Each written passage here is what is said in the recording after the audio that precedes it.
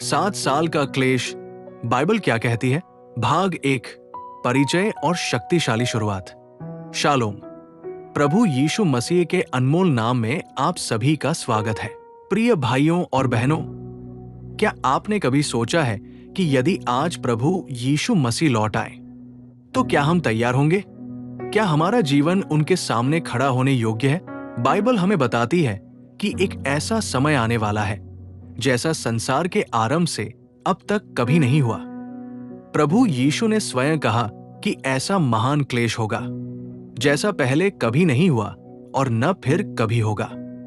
ये कोई कल्पना की कहानी नहीं, बल्कि परमेश्वर के वचन में दी गई गंभीर चेतावनी है। लेकिन इस संदेश का उद्देश्य लोगों में डर पैदा करना नहीं है।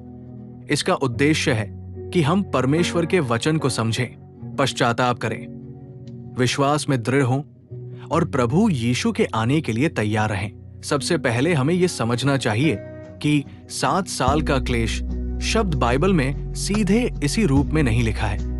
बहुत से मसीही विद्वान दानियल की 70 सप्ताह की भविष्यवाणी और प्रकाशित वाक्य की घटनाओं को जोड़कर भविष्य में 7 वर्षों की एक अवधि समझते हैं। वही कुछ अन्य मसीही परंपराएं इन भविष्यवाणियों की अलग व्याख्या करती है। इसलिए इस अध्ययन में हम जहां बाइबल स्पष्ट है वहां स्पष्ट रहेंगे और जहां मतभेद है वहां उन्हें मतभेद के रूप में ही बताएंगे। आइए सबसे पहले प्रभु से प्रार्थना करें।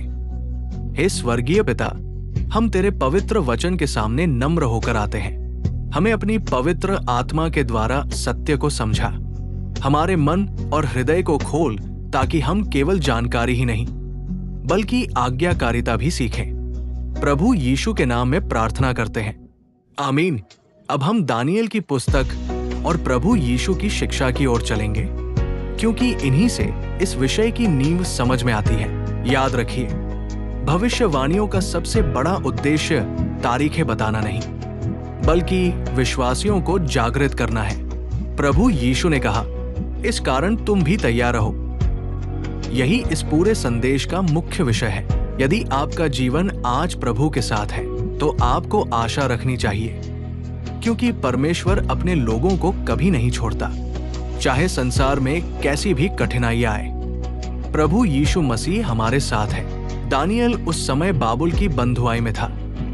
उसने अपनी प्रजा के लिए उपवास, प्रार्थना और पश्चाताप किया।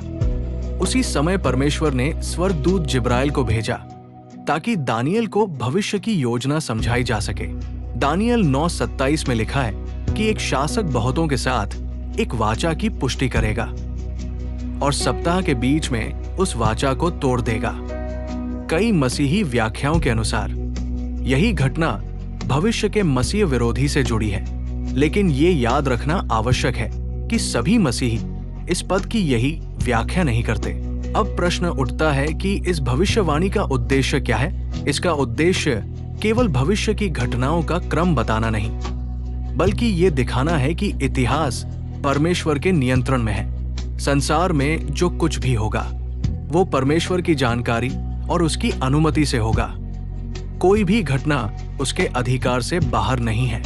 अब आइए प्रभु यीशु की शिक्षा की ओर देखें। मत्ती का सुसमाचार अध्याय 24 में चेले उनसे पूछते हैं, आपके आने और युग के अंत का क्या चिन्ह होगा? प्रभु यीशु सबसे पहले कहते हैं, सावधान रहो कि कोई तुम्हें भरमा न दे। ध्यान दीजिए, उन्होंने सबसे पहले तारीख नहीं बताई, बल्कि धोखे से सावधान रहने की शिक्षा दी। ये आज भी उतना ही महत्वपूर्ण है। बहुत से लोग भविष्यवाणियों के नाम पर भय फैलाते हैं या निश्चित तिथियां बताते हैं, लेकिन स्वयं प्रभु यीशु ने सिखाया कि कोई मनुष्य दिन या घड़ी नहीं जानता। फिर यीशु ने युद्धों, अकाल, भूकंप, महामारी, सताव, झूठे भविष्यद्वक्ताओं और अधर्म के बढ़ने की बात कही। उन्होंने कहा कि ये सब पीड़ाओं का आरंभ है। साथ ही उन्होंने ये भी कहा कि परमेश्वर के राज्य का सुसमाचार सारे संसार में प्रचार किया जाएगा और तब अंत आएगा।